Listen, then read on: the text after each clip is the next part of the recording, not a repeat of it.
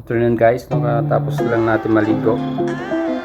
Nakatapos lang din natin magpintura. Ngayong hapon ay pupunta tayo doon ulit sa Palayan kasi nagsabi sa akin si Kuya Erning na bababa daw siya ngayon ng tuba.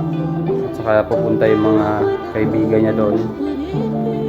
Saka may iyaw sila ng native na manok. Alam mo naman tayo guys medyo patay gutom tayo sa native na manok. Paborito natin yan. Saka yung tuba, paborito din natin yan. Natural, walang halong chemical. Kaya let's go, punta natin mamaya. At yun pala guys, bago tayo pumunta doon, magmimerienda muna tayo para at least medyo busog tayo punta doon.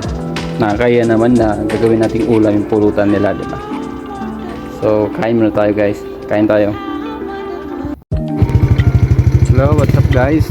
Ngayon ay pupunta na tayo doon kay Kuya Erning. Pupuntahan natin doon kung legit nga yung sinasabi niyang may tuba saka yung manok.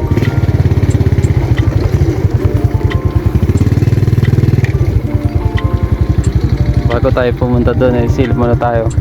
Wala na naman tubig yung irigasyon. Yan lagi problema ng mga magsasaka dito ngayon, no? Biruin mo, napakamahal ng bigas pero napakamurang bilhin yung palay. So very disappointed talaga, no? Pero kita mo naman walang tubig yung irigasyon. So kawawa naman yung mga kapatid natin, mga farmers. Ayun guys, pupunta na tayo ngayon doon. Saka ito pala guys, no? Bago tayo pumunta doon, meron pala ibibigay sa akin na aso. Cute naman kasi gagamitin namin yan doon. Anong pangalan ng aso niyan? Ha? Ayan, no? At yun na nga guys, dito na nga tayo, no? Binigay ko na yung tuta. Bye bye! Saka ito na nga yung tuba, wala pa yung mga tropa, inaantay lang.